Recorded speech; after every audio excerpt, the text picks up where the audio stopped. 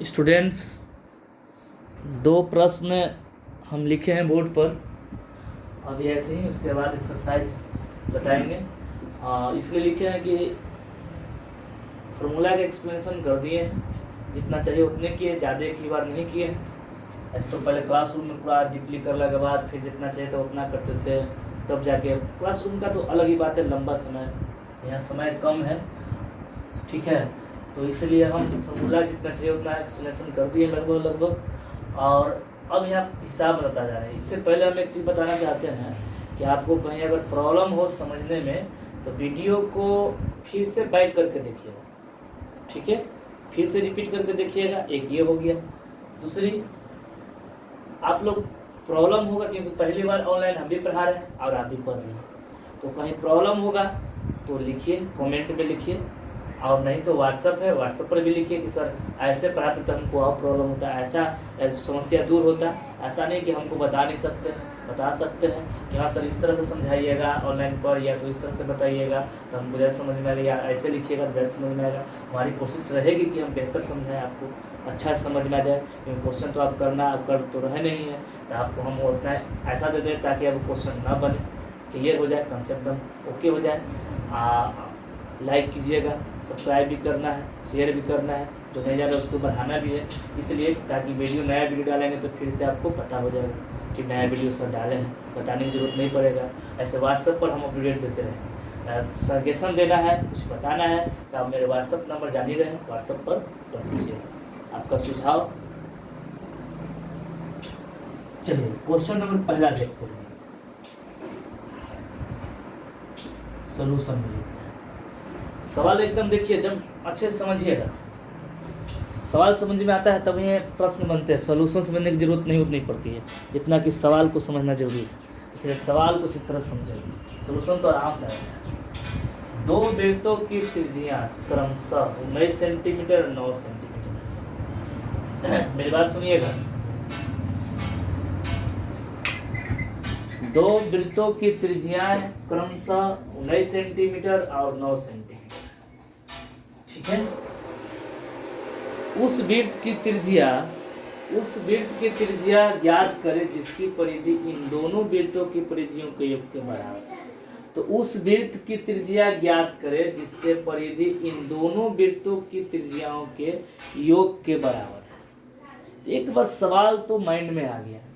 अब उसके बाद हम लोग क्या देखते हैं कि क्या कहता है, रफली माइंड में एक काल्पनिक इमेज बनता है कि क्या तो वृत्त दो गो है, दोनों के त्रिज्या अलग अलग दिया है। क्या कहता है कि दोनों वृत्त जोड़ के एक बड़ा वृत्त बनाता है और उस बड़े वृत्त की त्रिज्या ज्ञात करना है। तो मेरे माइंड में कंक्लूजन आ गया कि एकदम इतना छोटा सा है, ठीक है। तो सबसे पहले लिखते हैं, फिर से पढ़ते हैं। दो वृत्तों की त्रिज्याएं क्रमशः 19 सेंटीमीटर 9 सेंटीमीटर। तो हम लोग R1 इक्वल टू लिखते हैं 19 सेंटीमीटर, R2 इक्वल टू लिखते हैं 9 सेंटीमीटर, ठीक है। अकॉर्डिंग टू क्वेश्चन कहता है कि उस वृत्त की त्रिज्या ज्ञात करें जिसके परिधि इन दोनों वृत्तों की परिधियों के योग के बराबर है। तब बड़े वृत्त लिख सकते हैं अकॉर्डिंग टू क्वेश्चन, बड़े वृत्त की परिधि इक्वल टू पहले वृत्त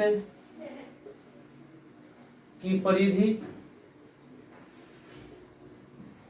प्लस, यहाँ लिख देते हैं, जगह उधर बचाते हैं ताकि एक हिसाब और बना ले उधर, प्लस दूसरे वृत्त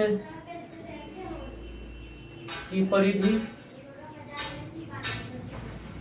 दूसरे वृत्त की परिधि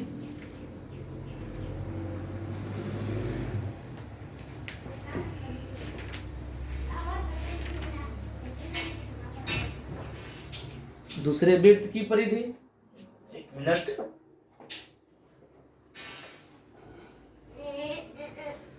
देखिएगा, बात नहीं कीजिए।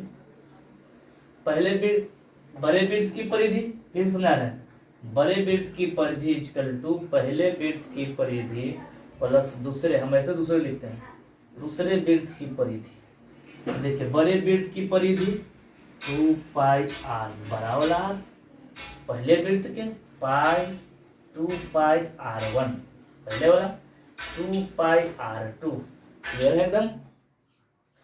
बड़े वृत्त की परिधि 2πr, पहले वृत्त की परिधि 2πr1 प्लस योग कहा था, दूसरे वृत्त की परिधि 2πr2। देखिएगा आप लोग 2πr, इसमें से 2π कॉमन निकाल लेते हैं तो r1 जोड़ r2 हो जाएगा। 2π से 2π कैंसिल, बराबर में इक्वल रहता है तो कैंसिल होता है। तो r इजकल टू r1 जोड़ r2। तो r1 के मान कितना है सर 19, r2 के मान कितना है 9, जोड़ देंगे हम लोग कितना हो जाएगा 28। 28 सेंटीमीटर में है तो ये भी सेंटीमीटर में होगा आंसर। लेकिन एक लाइन लास्ट में लिख दीजिएगा, दिख रहा है आप लोग की नहीं दिख रहा है लास्ट में नीचे, हाँ उतना ही तक दिख रहा है तो एक लाइन लास्ट में नीचे लिख दे। इसलिए बड़े वृत्त की त्रिज्या r और r equal to 28 centimetre answer. Clear, यहीं तक आपको दिख रहा है इसलिए हम यहीं तक लिखे हैं। क्लियर, ओके है, किसी कोई प्रॉब्लम नहीं होगा तो व्हाट्सएप पर मैसेज कीजिएगा, कोशिश कीजिएगा कि समझे। कोशिश करने से होता है, क्योंकि क्लासरूम में तो है नहीं, तो ना है तो हाँ है, इसलिए कोशिश कीजिएगा कि समझने की कोशिश कीजिएगा। हमें विश्वास है कि समझ में आना चाहिए। और आपका सजेशन हमारे सर आंखों पर रहता है, आप बोल सकते हैं सर यहाँ दिक्कत है, ऐसे पढ़ाइए उससे पढ़ाइए, हमको कोई आपत्ति नहीं रहा है न रहेगा। ठीक है, 6 सेंटीमीटर त्रिज्या वाला एक वृत्त के एक त्रिज्यखंड का क्षेत्रफल ज्ञात है। 6 सेंटीमीटर त्रिज्या वाले एक वृत्त के एक त्रिज्यखंड का क्षेत्रफल ज्ञात करें जिसका कोण है 60 डिग्री। देखिएगा इसका सॉल्यूशन में, ये सॉल्व है, ये सॉल्यूशन हल जो लिखना लिख सकते हैं। r बराबर 6 सेंटीमीटर, 6 सेंटीमीटर, और उसका एंगल्स दिया है थीटा इजकल टू 60 डिग्री। तो कहता है कि त्रिज्यखंड का क्षेत्रफल चाहिए। त्रिज्यखंड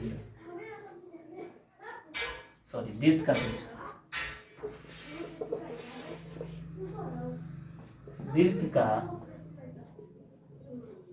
त्रिज्यखंड का क्षेत्रफल थीटा बटे 360 पाई r square.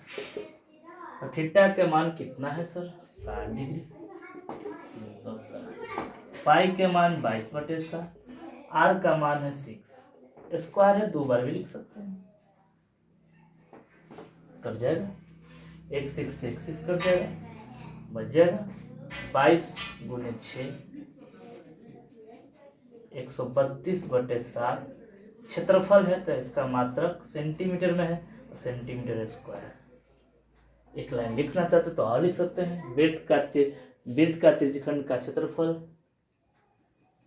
Equal to 132/7 centimetre square answer. Okay, इसलिए आज इतना ही, इसलिए कि पहला दिन है। देखते हैं आप लोग कितना समझते हैं, कितना कमेंट करते हैं, कितना व्हाट्सएप पर लिखते हैं। सारे लोग व्हाट्सएप अपना अपना अलग अलग लिखेंगे कि हमको समझ में आया, हमको समझ में नहीं आया, कहाँ हमको दिक्कत है नहीं है, कैसे आप कराइएगा होगा, सारी चीज़ लिखना है। ठीक है, और लाइक करना है, सब्सक्राइब करना है, शेयर करना है। ठीक है, ओके। अब कोरोना में बच के भी रहना है।